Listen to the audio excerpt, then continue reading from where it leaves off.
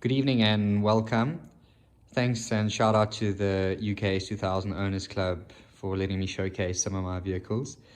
This first up, we have a 2009 Formula Red S2000 with about 16,000 miles. It has the Falk CE28N rims on. It is got a TTS Super Sport supercharger kit on. It also has Dalton sleeving in the motor and a fully built sub-assembly and the head for boost. It has a Cusco strut brace that you can see there. There's Tyne Monoflex coilovers with the EDFC, tile wastegate. It also has the odd partial JDM radiator shroud and the heat shield from the manifold side. This car has a NVIDIA header system with a G-Ready 70mm exhaust out the rear. You can see a custom-made catch can set up here to relieve crankcase pressure. The intake manifold is also polished, and then looks-wise, we just have the AP2 lip. The car usually has a downforce splitter in front. I find them just a little low, so I'm on my second one on my daily, just actually riding over the front lip. Next up, we have a 2009 Championship White with obviously the V3 rims on. Totally original, and this car is going to stay that way.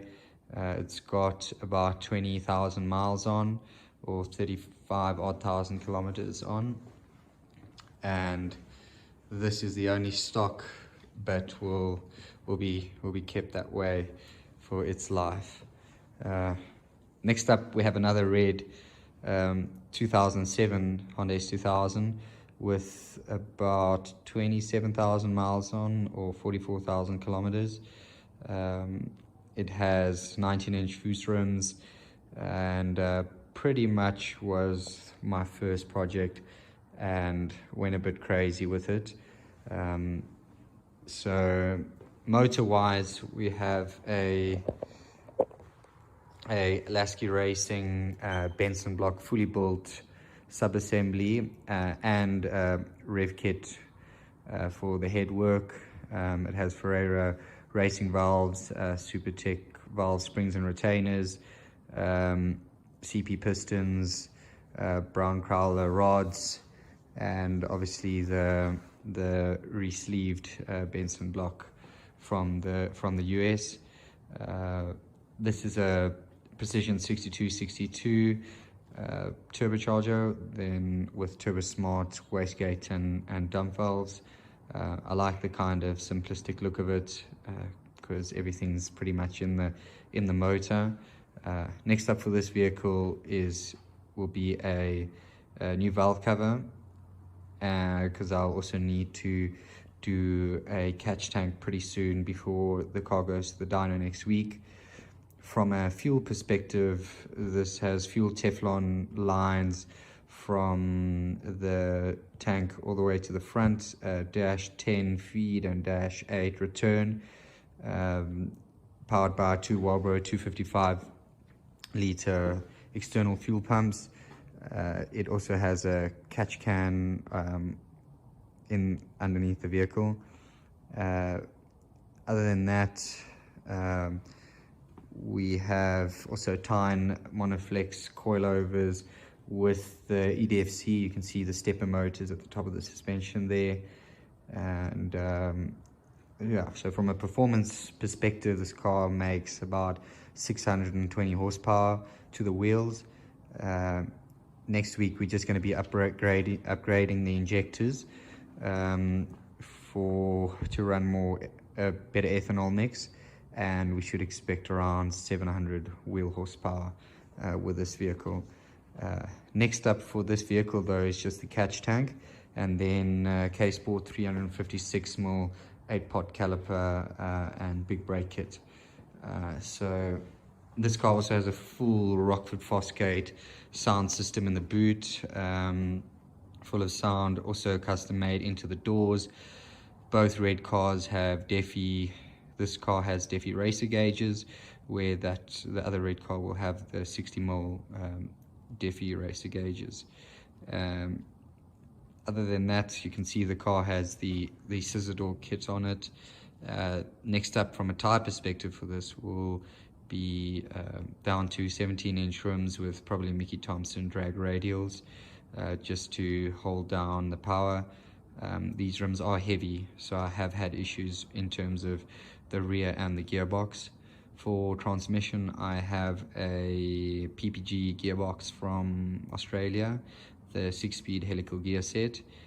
For the differential, I have a Paddy Mod Stage 4 rear, and so the components have been beefed up, but nothing is bulletproof these days.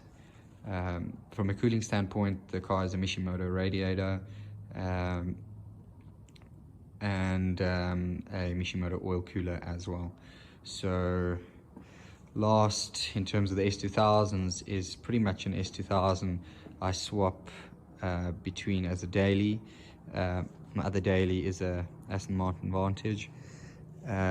This car is pretty much stock on the inside, just a S2KUK gear knob, but then it has the Vortec V3 supercharger kit on it.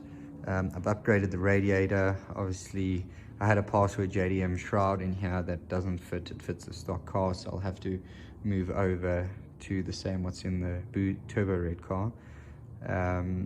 So it's got the V3 Vortec supercharger, just going to radiator stays with odd engine dress up with the S2KUK. It has the AP2 lip on it as well. It usually has the carbon downforce splitter on, but this is the one as a daily. I've ridden over the front splitter once already, so it does make the car low. Other than that, the car has Tyne S-Tech lowering springs. And next up for this vehicle is a Mishimoto oil catch can and a Mugen header that's going to be going in. From an exhaust perspective, this has an NVIDIA test pipe going into a HKS high flow power exhaust with the frosted, blue frosted tips. So that is my collection.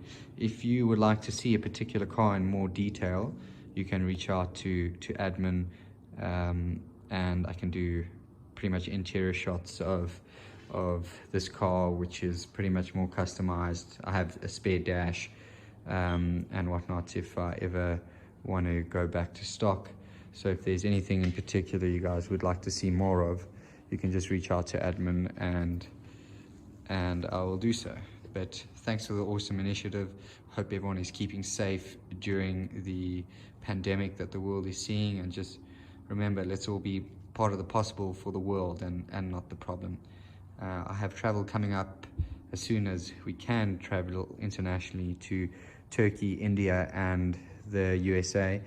So if any of the S2000 community want to get in touch and share our passion for these lovely vehicles, please do reach out. It'll be lovely to see some of your vehicles in your countries and just share the community. So cheers for now, and thank you.